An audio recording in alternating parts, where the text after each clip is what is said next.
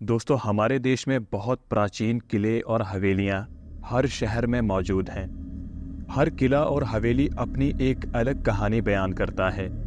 कई किले और हवेलियां हमारे हिंदू राजाओं की हैं, तो कई मुस्लिम राजाओं की। कुछ बड़े बड़े किलों और हवेलियों को सरकार ने अपनी हिफाजत में ले रखा है।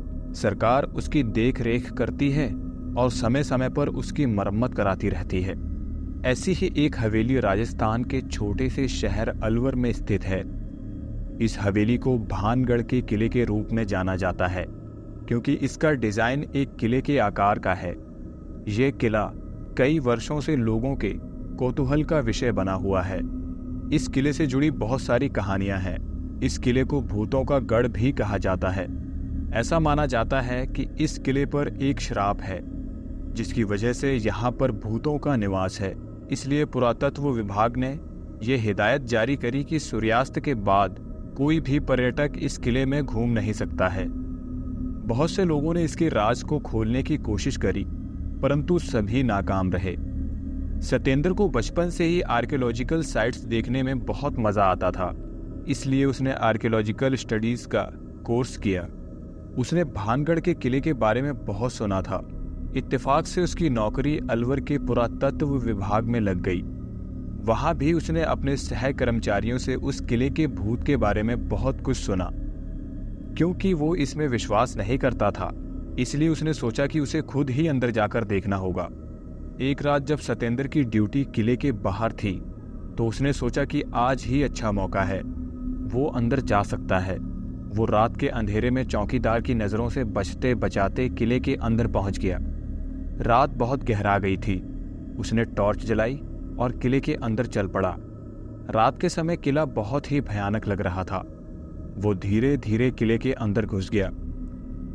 अब वो किले के उस हिस्से में खड़ा था जहां पर सबसे सुंदर नक्काशी का काम हो रखा था। उसने किले की दीवारों पर टॉर्च मारी। तभी उसे ये एहसास हुआ कि किले की दीवारें खुद ब खुद जगमगा रही थी। ये देखकर वो बहुत हैरान हुआ कि दीवारों के अंदर से खुद ही रोशनी निकल रही थी।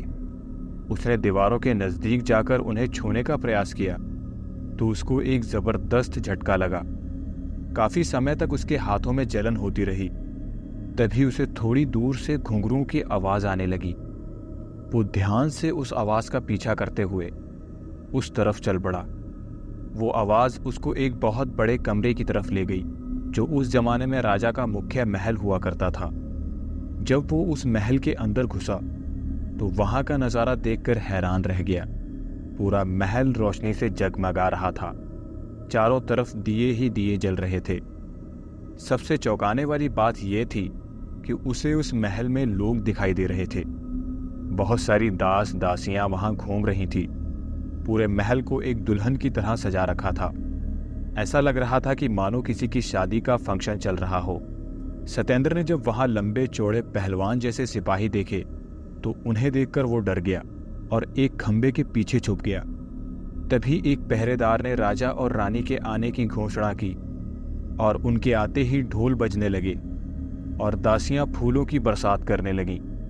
राजा और रानी अपने अपने सिंहासन पर विराजमान हो गए। सत्येंद्र ने महल में नजर दौड़ाकर देखा, तो उसने पाया कि वहां बहुत सारे लोग भी मौजूद थे, जो शायद उस राजा की प्रजा थे। राजा के सिंहासन के सामने बहुत सारे छोटे छोटे सिंहासन थे, जिन पर बहुत से मंत्री बैठे हुए थे। सत्येंद्र ने नजरें उठाकर देखा, तो ऊपर पर्दों के पीछे कई रानियां बैठी थी। उसे अपनी आंखों पर विश्वास नहीं हो रहा था। उसे लग रहा था कि ये सब एक छलावा है। वो जैसे ही खंबे के पीछे से निकल आगे बढ़ने को हुआ, तो पहरेदार ने राजकुमारी के आने की घोषणा कर दी। सत्येंद्र की नजरें द्वार पर गईं, तो उसने देखा कि एक बहुत ही सुंदर और आकर्षक सी लड़की राजकुमारी के वेश में चली आ रही थी। सत्येंद्र ने इससे पहले कभी उससे ज्यादा खूबसूरत लड़की नहीं देखी थी। वो उसे देख मंत्रमुग्ध हो गया और वहां खड़े होकर उसे निहारता रहा। राजकुमारी के आते ही दासियों ने फूल की वर्षा प्रारंभ कर दी। राजकुमारी के सुगंधित इत्र से सारा महल सुगंधित हो गया।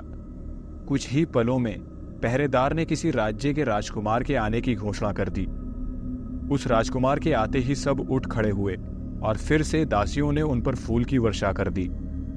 सत्येंद्र को अब समझ में आ गया था। उस दिन राजकुमार और राजकुमारी का विवाह होने वाला था। उसे अभी भी यही अनुभव हो रहा था कि ये सब जो उसे दिख रहा है वो एक छलावा है, पर वो उस राजकुमारी के रूप और सौंदर्य से इतना मोहित हो गया था कि वहां खड़े होकर उसे कुछ देर और देखना चाहता था। शादी की रस्में प्रारंभ होने जा रही थी। राजकुमार और राजकुमारी दोनों एक दूसरे के आमने सामने वरमाला लिए खड़े थे। पुरोहित के आग्रह पर राजकुमारी जैसे ही राजकुमार को वरमाला पहनाने वाली थी कि कुछ सिपाहियों ने सत्येंद्र को घेर लिया और शोर मचा दिया। सबका ध्यान खंबे के पीछे खड़े सत्येंद्र पर पड़ा।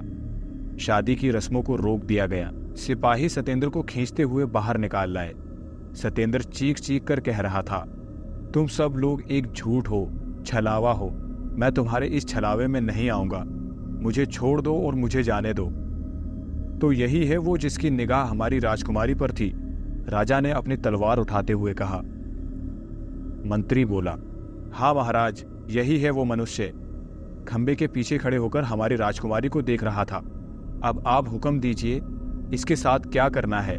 सत्येंद्र ने चिल्लाकर बोला, अरे आप ये कैसे कर सकते हैं? आप सब लोग तो अब है ही नहीं। आप सब तो मरे हुए लोग हैं। मरे हुए कैसे किसी को मार सकते हैं? तभी एक सिपाही ने सत्येंद्र पर कोड़े बरसाने शुरू कर दिए। राजा ने अपने सिपाहियों को हुक्म देते हुए कहा, सिपाहियों इसे ले जाओ और जलते अंगारों में फेंक दो। यही इसका अंजाम होगा। तभी राजकुमारी बीच में बोल पड़ी, नहीं महाराज, इसको इतनी आसान मौत नहीं देनी चाहिए। इसको सजा मैं दूंगी। सत्येंद्र को अभी भी समझ नहीं आ रहा था कि जो कुछ भी उसके साथ हो रहा था वो सच है या छलावा। उसे लगा कि यदि वो किसी तरह इस महल से बाहर कदम रख ले तो वो बच सकता है। तभी उसने सिपाहियों को धक्का देते हुए मुख्य द्वार की तरफ भागने की कोशिश करी, पर वो असफल रहा।